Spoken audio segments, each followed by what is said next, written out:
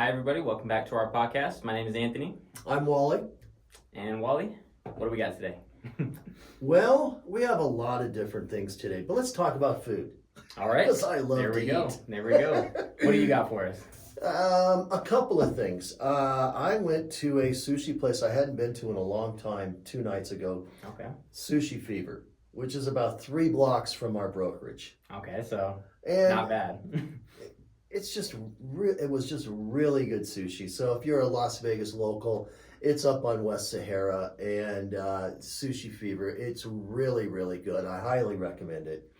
But moving on past that, I told you last time what I'm doing for Christmas. We're going to cook a prime rib. Right. So I have been searching for recipes. I've been going through my Gordon Ramsay Facebook page, looking for recipes. I got one from him. I got one from someone else. And now I got to figure out which one sounds a little bit better as far as, flavoring and just searing things and just making a hard crust, and I'm psyched. So you're invested. You're really you're figuring out the best plan of action for you guys. I think so. Yeah. I mean, as far as I'm concerned, I am.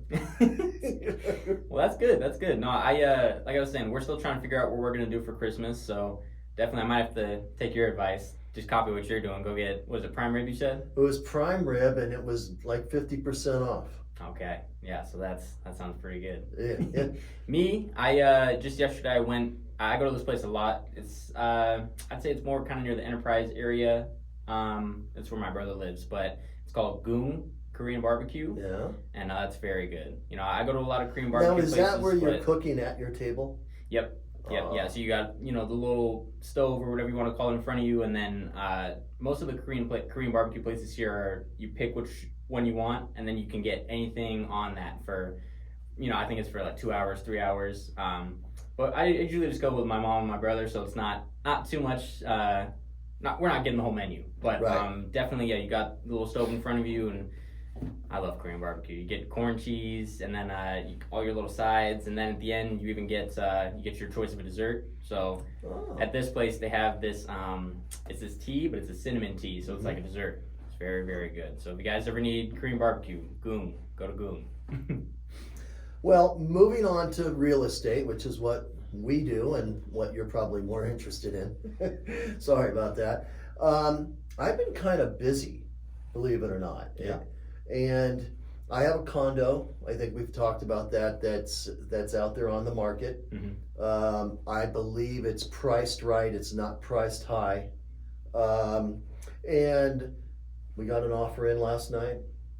We had someone else looking at the condo yesterday. Okay. 2 days ago, I had someone else looking at it. So that condo is generating some business. And the interesting thing is, we're less than a week, or about a week away from Christmas. Mm-hmm. Or actually, we're a couple days away from Christmas. Right. And anybody looking in this time period at real estate are serious buyers. I mean, you have to be. There's no looky-loos out there at this time of the year. Mm-hmm. So that's the upside. The downside is there's not going to be a lot of action because of this time of the year. Mm-hmm. This so is basically the slowest time of the year. Basically from September to the end of the year is basically the slowest time of the year for the obvious reasons. People going back to school, then the holidays and whatnot. So yeah, it's a bit tough to try and uproot your whole life and move somewhere else while you're also trying to have family around and figure that all out. So, but no, that's definitely good. And as far as for me too, I've been showing a few places, not as hot as you. A lot of these people that I'm showing, they're still waiting for the new year. As like you said, they're still a little bit busy. But recently, Why are they waiting for the new year? Just exactly what you said. I mean, they have this specific client that I was just with a couple of days ago. I mean, they have family. They do Christmas at their house. So they're having family from, I think it's about 3 different states. So they're not waiting for prices to come down, right? They're not too worried about that. Because I have a stat here I would love to share. Well, let's get into that because we do have a lot of stuff to talk about. All right. Since 1942, this is for all people that are saying you want to wait till next year for prices to come down. Well, since 1942, there have been only 6 times home prices have come down. Okay. That's basically once every decade. Right. Yeah, that's geez, only 6 times since 1942. Yes. So people thinking about, oh, maybe the home prices are going to continue to drop or nothing like that. Might be waiting a little bit longer. Well, home prices are not going to drop. Mm-hmm. Several reasons, but just one right off the top is we're low inventory. It's a supply and demand thing. Right. Simple as that. Mm-hmm. And that's been our problem here in Las Vegas, and it continues to be our problem is So the inventory. Then that moves us to interest rates. Now the interest rates, that is an interesting thing to watch because it's fluctuating daily. Right. And essentially, we're in the 6s. Just today, conventional went into 7.1, and VA and FHA went up 0.2 since last Tuesday when we all talked. Mm-hmm. That's kind of what we've been seeing now for the past couple of months is the interest rate just going up and down just a little bit here and there, essentially coming lower almost each time. But I think for 2025 we're going to stay in the 6s, but I believe it'll be in the low 6s, Mm-hmm. especially after Trump is in office and things start to settle a little bit. Right. I think we're going to be a little volatile between now and then. Just like today, somebody in government said something about the stock market, and the stock market said, "Okay, we're going to go up then." It's as simple and as stupid as that. Right. And so, but kind of like what you were saying, a big thing to think about is when the Fed cuts rates, that doesn't necessarily mean that mortgage rates are going to follow. Right? Correct. So, like we saw today, the Fed cut rates, but mortgage rates went up a little bit. And kind of like what you were saying, the word that I really like is volatile, the volatility of the interest rate. Over the next year, and I would probably say 2 years, it's going to continue to just keep being volatile. It's going to go up and down, I would feel, but not too much change. We've been saying this the past 3 or 4 podcasts, even with Rick. A lot of the experts are predicting that it's going to stay in the mid to low 6s. Absolutely. It's never going to go back. I think the 2.8, the 3s, maybe even 4 was an anomaly that we will not see again. Right. And that's the outlier because of COVID. And I think, we had looked up another stat. I'm not sure if we have it. But I actually forgot. Well, do you Are you talking remember? about 5.2? 5.42? Right. Okay, yes, that's what we're saying. So over, I think it's about 50 years, the average interest rate was about 5.42. From 1971 to 2024. Exactly. Thank you. Right. Okay. So that's kind of where we're at. We're a little bit higher today, with the conventional about a 7. But as we start trickling down, we're going to get closer to that 5.2. But again, like we said, those 3%, 2%, don't hold your breath, please. Those are not coming back. They're not coming back. Sadly, I think the best we're going to look at is low 6s to mid 5s over the next couple of years. And to be honest, low 6 is a pretty darn good interest rate.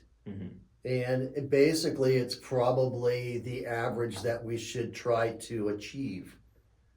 I don't believe it's going to go into the 7s again, but I also don't believe we're going to hit low 5s anytime soon. And again, kind of what we've been talking about for the past 2 months, regarding the election, I feel that we're still kind of in that little area of uncertainty, right? So going into the new year, like you said, when the new administration takes over and hopefully people start calming down. I expect everything to start settling down, but still, I do think it's going to continue to fluctuate. When you say settle, you're talking about interest rates. And home prices, if there's a home out there that you love, I highly recommend making a move on it because home prices are going to continue to inch up. And again, it falls back to the fact that we don't have a lot of homes and we have just like we talked last Tuesday, we have so many people moving to Las Vegas from Seattle, from California, from Oregon, from Hawaii. So that's a lot of people coming in, demand for houses that we don't have. One of the greatest stats that we said 115 people moving into Las Vegas daily. So there's a lot of good homes out there, and there's good deals out there. You just gotta get out there and look and find it and make the move. You just gotta find the right realtor to have you find those deals. Well, here's the right realtors right here. Whether it's pahrump or Vegas, let's do it. For sure. Yep. So before we sign out, let's go over this. I read this every time, or I try to anyways. This has a little bit of bad news in it today, but it's not horrible news, and it'll change again by tomorrow, most likely. This starts off with, and this is from my lender that I get this information Monday through Friday. It starts off with, really bad day for mortgage rates. That's not necessarily. Not what you want to hear. They skyrocketed after the Fed cut rates yesterday. If you still believe that a Fed rate cut lowers mortgage rates, yesterday was hard evidence it's not the case. The Fed cut rates by 0.25%. Mortgage rates shot up by 0.2. Big one-day jump. The average 30-year fixed rate is back over 7%. Well, it went to 7.1. Let's not get crazy. Why? The mortgage rate spike isn't directly because of the Fed's rate cut. The cut was expected, and financial markets had already adjusted. Mortgage rates are more influenced by the Fed's overall outlook on the future rate changes. They said, as of now, they only project 2 rate cuts next year, and they said they expect rates to stay elevated for the next couple of years. That outlook caused mortgage rates to rise. Typically, mortgage rates drop when the economy is struggling. So, when the Fed says they don't believe many more cuts are coming, it suggests they think the economy is doing well or they're unsure. Okay. There's a lot of buzz around the Trump administration's economic plans. Trump will likely cut regulations and reduce spending, which would likely lower inflation. What else? The good news is, as we all know, the Fed is quick to change their mind, and they usually do. Matt Ishba, CEO of UW and the nation's second biggest lender, told MarketWatch they're staffing up people and technology for a big year in 2025. That's good news. Yeah, that's good. Compass CEO Robert Refkin said he thinks mortgage rates will stay around 6% for the next 2 years. That's what we've been talking about. And that's a number that really is a good number for the interest rates. Let's see. So the interest rate right now for conventional 30-year is 7.13. FHA 30-year 6.42. And VA 30-year 6.45. And that's basically just up 0.2% from last week. Okay. So I bet you next week it'll be lower. Right, and again, that's like we say, it's just a kind of fluctuations, up and down, kind of depending on what's going on in the country and the world right at the moment. But exactly. It's going to continue to fluctuate, right?